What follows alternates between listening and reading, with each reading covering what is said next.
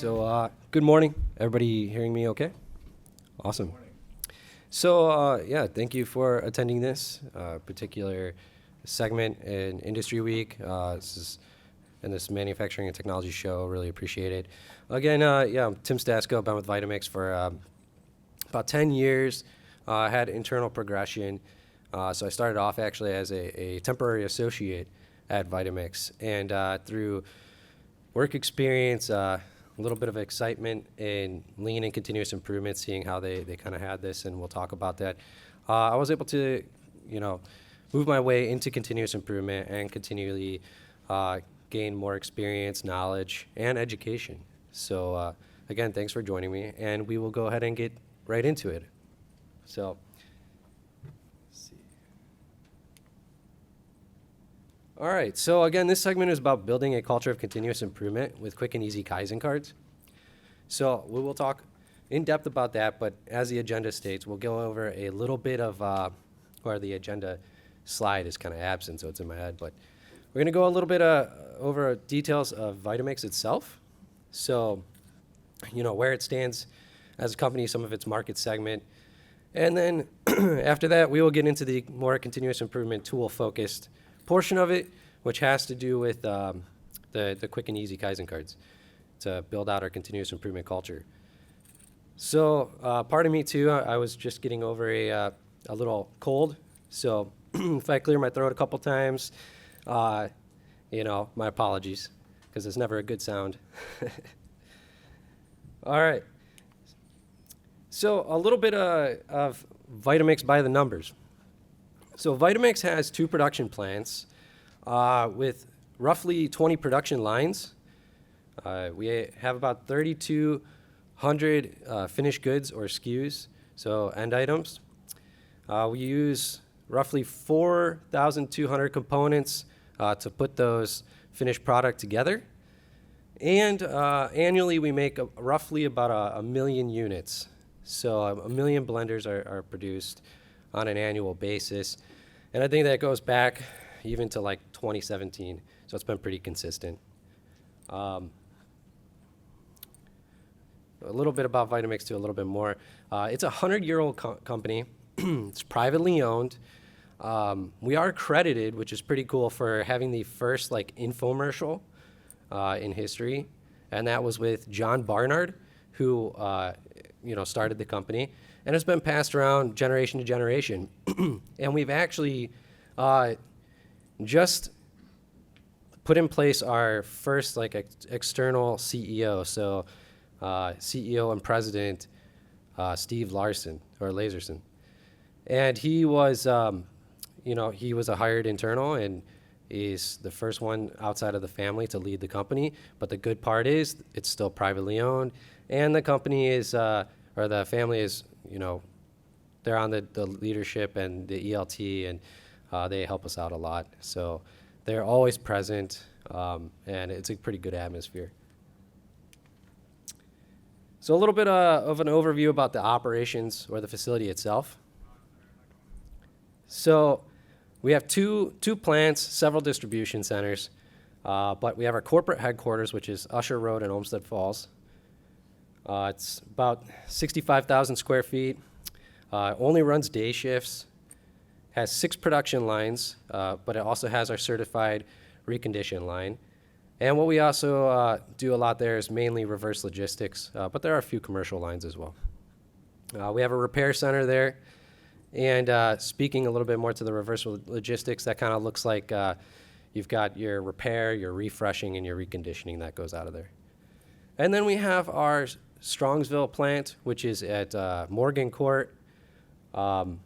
It's 175,000 square feet. It's a much larger plant. And this is where most of our production is done.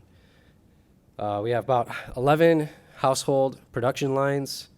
We have stuff like blade assembly, container packaging, basically any kind of sub-assembly and kitting that also happens at that facility as well. And in particular, the blade assembly is kind of our automated feature. So yeah, a lot of productions going on at that building, and bulk of our warehousing as well. So our products are they're very vast. Like I said, we have many finished goods SKU labels, but here are some examples. We have basically 3 generations of product that are still active. We have our C series, G series, and then our Ascent series as being the newest. Our Ascent series blenders are the high-end blenders. They come in many different models, variations, but it's a beautiful product. We also have a 100-year anniversary blender that was released like last year or something like that. And that was a short, limited run. Some unique ones that we are bringing into market, we now have an immersion blender. So if you didn't know and you're not familiar with Vitamix, we're stepping up our diversity in products a little bit more. So we've got immersion blender, we got a food processor, a food cycler, so many new products that we're introducing into the fold. Oh, and I'll touch a little bit on commercial and household here in a second, because you see various products on there. So Vitamix household distribution. So obviously we try to target the largest distributors. So we do a lot of Amazon, Costco, but we also do some unique ones, which would be the televised, infomercial style QVC, TSV type programs as well. But you can see we have a pretty wide range of places that we're selling our Vitamix household product. One of the coolest parts to me is that wherever you go, Vitamix kind of stands out as being unique. But you're never going to see like a littered display. It's going to be a pretty nice, smooth display, maybe like 1 unit out or whatever the case is. So we tend to have a pretty good display of our units when you go and see those. I would say Amazon and QVC and Costco are some of our biggest distributors. So we sell lots of product through them. And, you got a couple of the smaller ones as well. So pretty good footprint for our household products. And we do sell internationally as well. Now, Vitamix commercial distribution. Now, this is a much larger distributions list. Obviously can't go through all of it, but you see some of the standouts, right? So Vitamix is used by over 100,000 restaurants, and that's worldwide as well. So we do have a global footprint. Some of the big ones you see up there, Starbucks, McDonald's. We have McDonald's, like the McFlurry machines, for instance.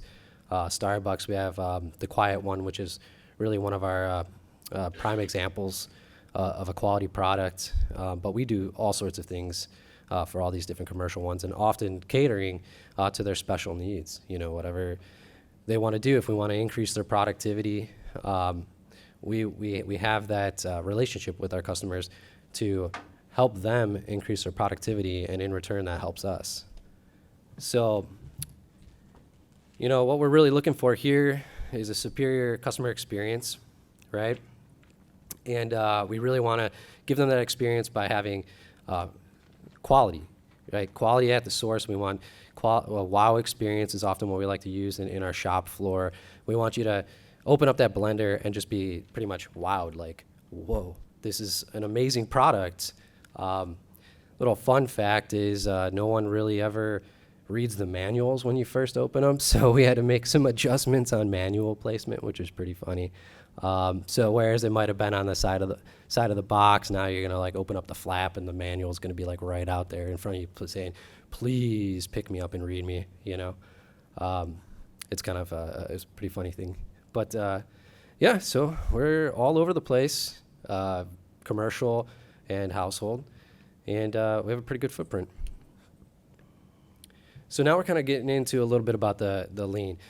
So before I say the vision, most companies have their own kind of like internal lean system, right? Ours is just the Vitamix Lean Enterprise. That's how we kind of go about coining it. It really exists of kind of an internal lean department, a small one, whereas a lot of continuous improvement, you might go other places and you just see like, hey, we have a continuous improvement subject matter expert, not necessarily a department, right? But for VLE, we've got an internal department where there's kind kind of the manager of the department, and then project leader like myself and a couple technicians to help with continuous improvement. And that's why we're going to actually get into this when we talk about the problem here in a minute. But first, kind of our vision statement for the Vitamix Lean Enterprise is every person striving to improve every process every day. So built in there is bringing the creative mindset of everyone to the forefront to help us solve problems and continually improve. So really, we are targeting engagement.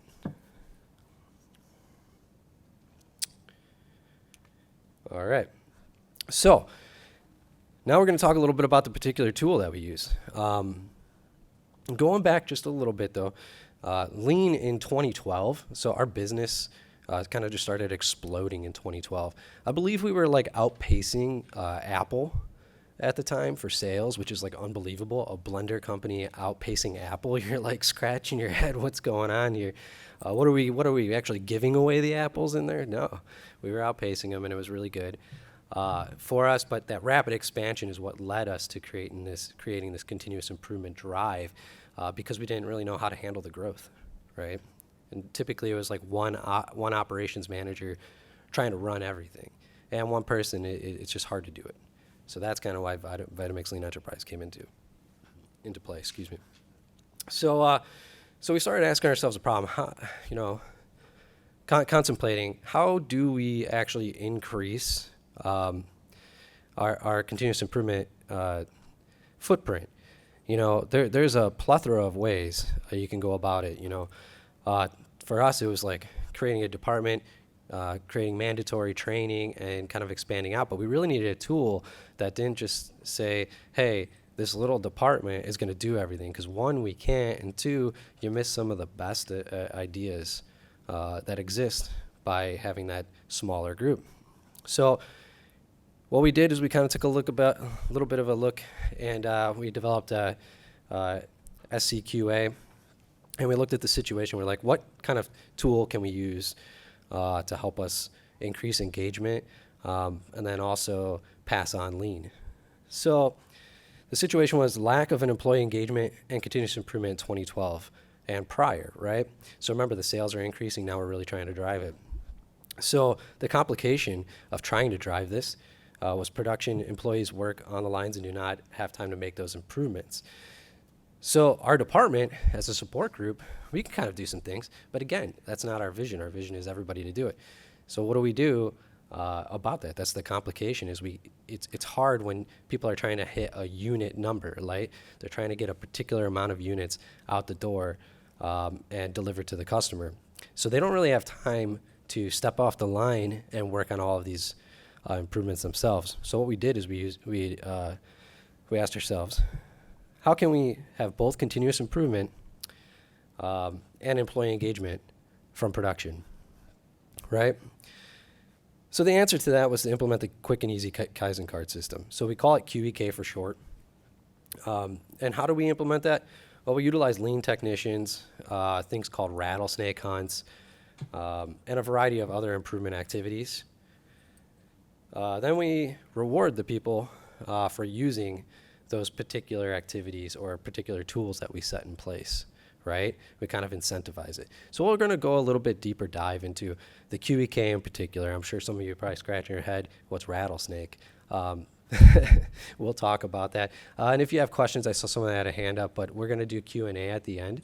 So if you would please just write down your questions, I'd really appreciate it, and we can go back to it. Just smooth things out a little bit. So the QEK, the quick and easy Kaizen card. So this is what a Kaizen card looks like, but there's actually 2 process steps to implementing this. So in order to actually roll out Kaizen, like continuous improvement way of capturing ideas and thoughts from people on the line, we needed to understand that 1, they don't have time to go off the line, and 2, they also they don't really have a method of putting their ideas and getting their ideas submitted to somebody. And why is that? Well, computer use is limited. The only time they can use a computer is basically if it's their job function to use a computer, right? So we would have loved to have some kind of digital component, but in order to truly get that engagement, we realized we wouldn't get that opportunity because of those two problems. They couldn't step away from their day job, and there was no way for them to actually submit ideas. So we all know you can go to like any kind of fast food service or something, and you might see in the back corner while you're getting your food, oh, this is an idea jar, right? Well, idea jars, idea boxes, they're kind of places where good ideas die, in my opinion. And what we really want to do is we wanted to put a system that captures those really well. And that's at two parts of those process. So we created a board. You'll kind of see some pictures of this board here in a little bit. And the board had particular process steps to it, right? And we called this the QEK board, Quick and Easy Kaizen board. And that is a method of capturing an approval. We'll kind of go through that. And we utilize these cards to capture those ideas. So this is the Kaizen card that we actually use. It's a physical index card. What's a standard index card size, like 3x5 or something? So I think that's what it is. But you'll see some details on that card where it's like asking, what's the date, name, area, line that you're from, maybe even depending on the scope of the improvement. Is it a different plant? But oftentimes we have problem in that description of like, hey, if you identify a problem, and we're going to talk a little bit about what are some problem type examples. And then as the operator identifies whatever said problem is, they're filling out this card really quick, right? It's a quick way of filling out an idea because you're identifying a problem, which helps everybody out, and then you will write down a proposed improvement. So now you're like, hey, I found a problem, look at me. And in addition to that, you are saying, hey, I got a proposed improvement, look at my improvement. And it goes from there on the back where there is now like an approval type process. So you can't just implement every improvement, right? Because while I would agree that they probably are truly identifying a problem, but sometimes it might just be an enhancement, or straight improvement. So it'll go, the card will get submitted to their particular supervisor, right?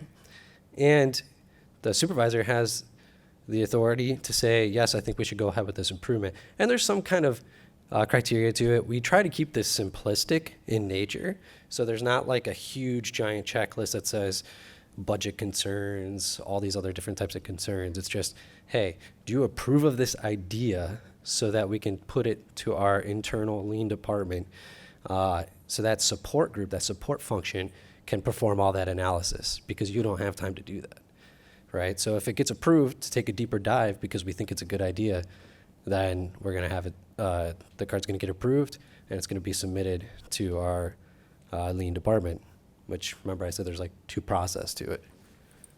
So this is an example of the Kaizen card, right? We also have something called the safety potential hazard cards and the quality finished good cards or stop and fix cards, right? And those, we had a lot of success with the Kaizen cards, and really we wanted to take a different angle in it because safety is always kind of at the forefront of everybody's minds, and we want to be proactive. So we're always thinking about that. And then quality, we want quality at the source. So the idea is if there's a quality problem, we wanted to kind of incentivize the stop and fix type of idea to solve that quality issue now instead of passing on quality or passing on the defect, right? So what constitutes a good QEK idea? That's a good question. So any idea that eliminates or reduces one of the 8 deadly wastes. Who here, show of hands, knows the 8 deadly wastes? Oh, thank goodness, because I did not want to have to go through all of them. But they are right in front of me. I don't want to have to provide the examples, but that is really what it's all about. Is when we see a problem, it's not just the problem that we're identifying. We've trained people to kind of look for that waste and translate it to a problem to varying degrees of success. Obviously, sometimes you'll get a card as silly as it is. Ask me for examples later. I'll give you some funny ones. But then you get really, really good cards as well. So when we said quick and easy, right? we talk about scope. So these are meant to be quick. It's in the name, right? It's the product. It's the tool. So time to complete, typically want it to be completed in less than 1 day, right? The scope, it should be small in nature. It does hypothetically eliminate one of the 8 deadly wastes. Only takes 1 to 3 people to make a decision, typically 1. And, it utilizes, in execution of the Kaizen card, it utilizes one of the lean concepts. In our case, because it's production, it tends to fall along the lines of success related, right? And the cool part about it is you don't need a project. You don't need to scope this thing out because we know it's a very quick and easy Kaizen card. Quick and easy problem to solve or improvement to make. So I told you I would show you the actual board, right? So this board here is our quick and easy Kaizen board. You'll get a better example of the second part of the process that I'm going to tell you about, because remember I kind of said there's 2 steps in it. There's the approval, the handoff, so capturing the person's idea. So what you see is 2 people within production. The one on the left is actually a production operator, right? So an assembler, a team leader. And what they're doing is they're taking that Kaizen card. They identified it 8 waste. They filled out their problem, their idea. They put it in a bin. The top bin would say something like, here's new blank cards. Right next to it is, hey, let's, what would it say? It would say like proposed idea. And then from proposed idea, you'd fill it out, or the user fills it out, puts in a proposed idea. Then a supervisor comes back, and it's on a weekly check because, yes, at Vitamix, our supervisors and our leadership use leader standard work. So it's a really good thing to kind of follow up on that process. And then we'll go ahead and take that card. They will say, hey, yes, I agree. This eliminates potential defects. And they will go ahead and write that card out, put it in a new bin for Lean to come and collect. And then this is the part where Lean collects the Kaizen card. So this is this other step in the process. Well, how do we prioritize this Kaizen card? Well, we use the Kaizen card status board. So this Kaizen card status board basically has different buckets. Excuse me. So what you're going to do is you're going to actually have these ideas. You're going to kind of use your discretion, and you're going to say, is this going to be small, large, medium scope, whatever the case is. And based on that idea, it would then get queued up for a lean technician who is pivotal in us being able to get this down. And that's why we also wanted to call him out, because he brings a lot of value to our department. So that is our lean technician, Tom. You can say hi to him, but he's not going to hear you because it's a picture, but I'll let him know if you say hi. But he's wonderful, does a lot of good work, and he'll actually take this card. He'll prioritize it based on small or large scope. If it's large scope, sometimes it goes out to different buckets on this particular card. So it might end up going to like, hey, this is going to have maintenance related activity. This one requires like purchasing, right? So even though they're quick and easy, sometimes even quick and easy, under a day, you might have to have like a retrieval of information, right? So let's just say perfect world, you get a Kaizen card that actually requires another person's or maintenance to like build something.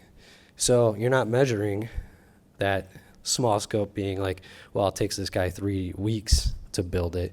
It's more of what's the total time for the whole problem to be solved?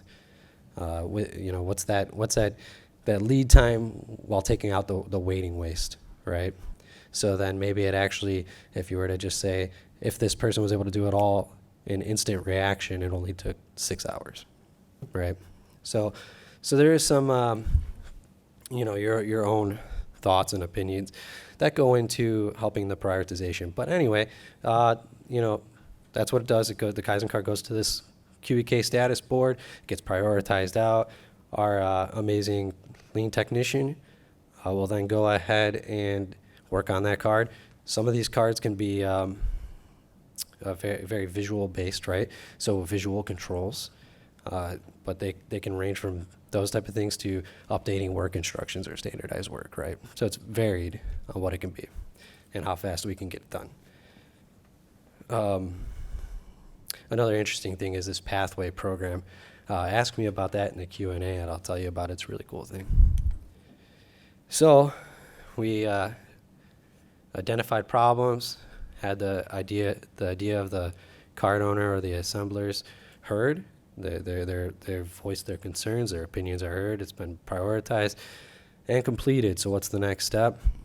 Well, our supply chain admin will then take said card, and we will celebrate the success of accomplishing that idea. And yes, every single idea kind of goes through this process as long as it gets approved. And if it's approved and implemented, we like to recognize people, right? It's every person striving to improve every process every day. So what that actually means and how do we recognize them? Well, you got a lot of people in the plant. It's really hard to do that. If we were to toss everybody up on a consistent basis, like our entire factory walls would have kudos everywhere. So we do have to screen it a little bit on how much we can actually put out. But if you get your card improvement implemented, we actually print out your picture, put it on the wall for everybody to see with what that actual idea was. And we actually just put the physical card in there. We just slot it in there. And then break it down by, as you can see there, we've got stop and fix, potential hazard. We didn't even talk about the golden ticket program. That's kind of a unique thing. And then the Kaizen card, excuse me, Kaizen cards themselves. So again, it's really about making people feel like they were actually heard and engaged, right? We also have this kind of thought of just do it, and sometimes with a just do it, it's just like if it's under 5 minutes, you still turn in that Kaizen card, you can go and make your own label, and we can still reward you out for that effort. So we try to our hardest to engage everybody at all angles. So what's awesome about this too is there's not just getting your name up on the board, there's also an incentive. So we incentivize it through gift card. Typically just a $10 value. And what that allows us to do is basically if somebody kind of starts off and they're newer, right? They might not be very vast or knowledgeable in lean. And if we can catch that, any type of engagement whatsoever, or get them thinking or asking questions about lean, then we know we can get continued improvement or continuous improvement out of those individuals. So we kind of say, hey, you know, if you turn these Kaizen cards in here, you can get an incentive. And yes, there's some monetary value there, but also too, there's much more than just that. There's the benefit of actually solving that problem and eliminating that waste. But it's a really good way to get reoccurring Kaizen cards coming in, but also reward out people who have never turned in a card before, right? So we have pretty much about a 50% reward rate. So we reward about 50% of all cards that we have going through this system here. So in order to kind of whet your appetite a little bit, we do have a video of a Kaizen card. So this is actually one of our Vitamix employees that started off in production, worked their way up because, again, we have really good programs and we like promoting from within. So this is Lisette. I don't want to mess up her last name, so we'll just say Lisette. And what she has here, she's going to walk through kind of the idea. So it's like before, during, after type of situation. And these Kaizen videos, we actually have a plethora of them. It was something up until COVID that we did actively and consistently. And ironically, we have a Kaizen to try to get back to like, hey, why we have one coming up here in November. Why aren't we doing these Kaizen videos anymore? But we want to bring them back because they're an amazing tool, and it's very exciting. So I'm going to go ahead and play this really quick, and it'll kind of show you the process. Or like what the impact of the process is, right?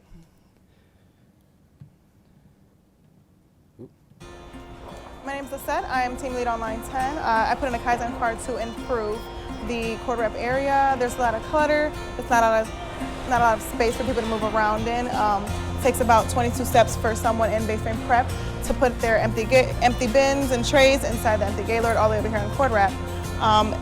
When we do changeovers, over there we place the cords. It's very easy for people to trip over.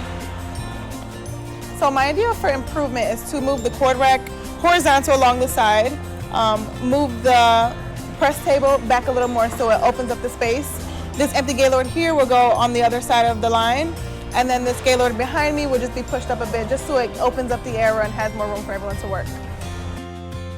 We implemented the improvements from the Kaizen card. As you can see, we moved the rack over towards the aisle.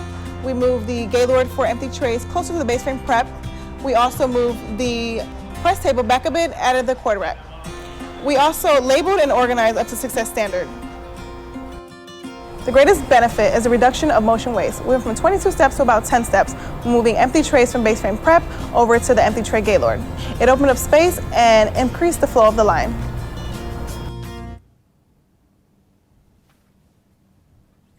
All right, so hopefully you enjoyed that. Funny part is, I believe that video originally had a blooper in it. I wish I would have brought the blooper copy because it's hilarious.